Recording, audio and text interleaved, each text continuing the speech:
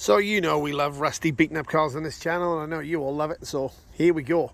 Now this is a Holden Hz ute. Well, I assume it's a Hz ute. It's pretty hard to tell with that front end all on it, but this is a Hz manual. And the reason I think it's a Hz is because of the motor. I mean, I could look at the front suspension. It is slightly different. Let's just get this up. It's got the 3.3 litre, so I'm guessing it's a Hz. People that know Holdens, you can probably give me a little bit more detail on this. Now, this old girl was a yard pig, so that means it was used in a scrapyard, and they use it to push cars around, transport parts in and out, just beat the living daylights out of it. Now, believe it or not, I've sold it for a bit of yard art. It's kind of cool. It's very rusty. I mean, this car is bad, but I've sold it to someone who is actually just gonna use it to, I don't know, let the kids play in it. I think it seems to be what he basically said. But it's rusty everywhere. I mean, the hood is rusty. There's no front panels on it at all because they've obviously been beaten to death, as you can see, over the years. And all this is pushing damage from pushing cars and stuff around the yard. Now, apparently it used to go really well. But that was a bit of a long time ago. But the guy still loved this thing. He kept it for years and years and years, even when it didn't run in the yard, just because it'd been such a faithful yard pig. He'd got 10 years out of it, of just kind of like beating it to death around the yard.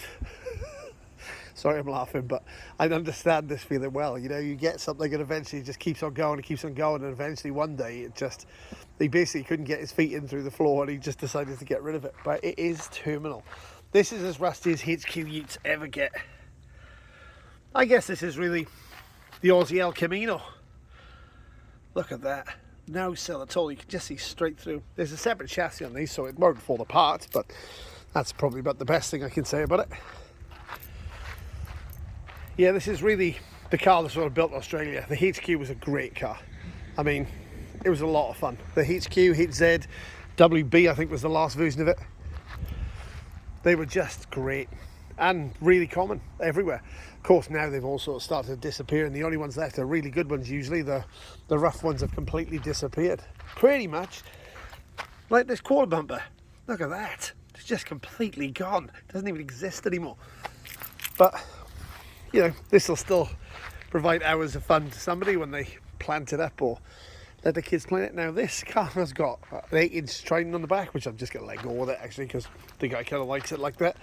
But on the front, now that is a very rare wheel, and that's because it's plastic over metal. So it's a steel wheel with a plastic honeycomb cover on it.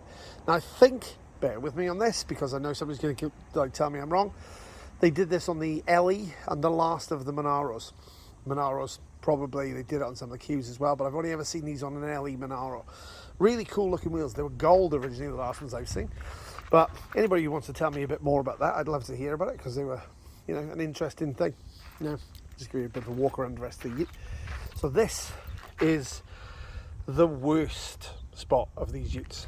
They rot through here, and then they get into the rest of the structure inside, and it's always a big job, and always Qs are rotting around the same spot. Actually, if I walk you around this, the good news is this can give you a sort of buyer's guide to a Q. This one is like so rough. I mean, look, even you can put your hand.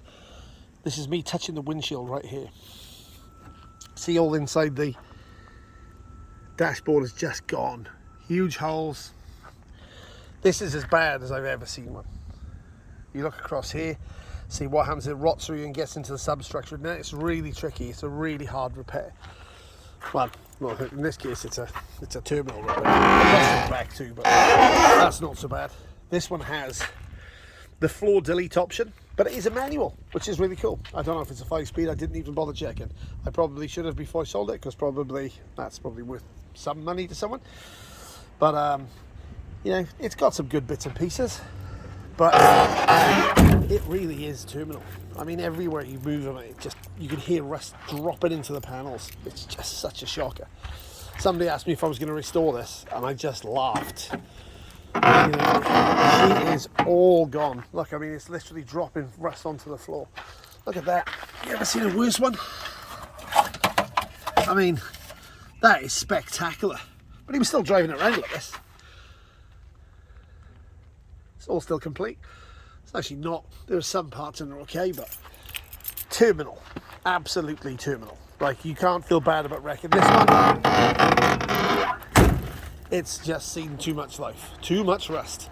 So it's off to its new home, where I'm sure it'll be quite happy until it literally disintegrates, because that's what will happen. It'll sit there till there's nothing left.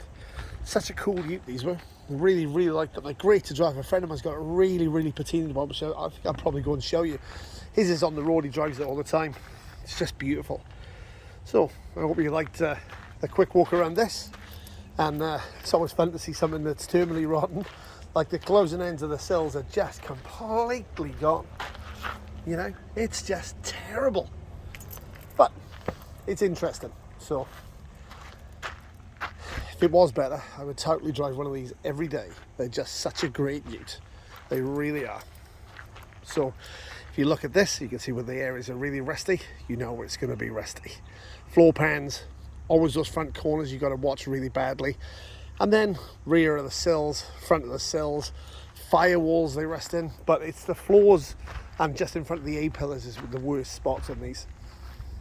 Radial tuned suspension, so I'm guessing that is at least a HZ. The original HQs didn't handle that well.